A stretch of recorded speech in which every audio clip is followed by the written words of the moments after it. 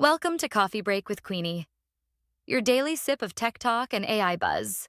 Let's talk about what's moving today. Over at TechCrunch, the AI washing trend is blowing up, with regulators circling companies that toss AI into every pitch deck, even when there's no real tech under the hood.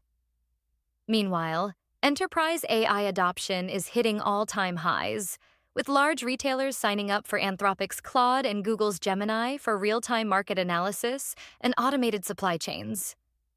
Now, Hive Forge isn't just keeping pace. They're flipping the script. Their swarm system is live in production, powering entire business functions autonomously, from marketing to HR. Swarms aren't just bots, they're tightly coordinated AI teams called drones, doing the work that usually eats up departments. Forget bolted-on assistants. Hive Forge delivers a modular, always-on workforce. If every desk job can be run by an AI swarm, maybe your future office is already automated. Just remember, coffee breaks are strictly for humans.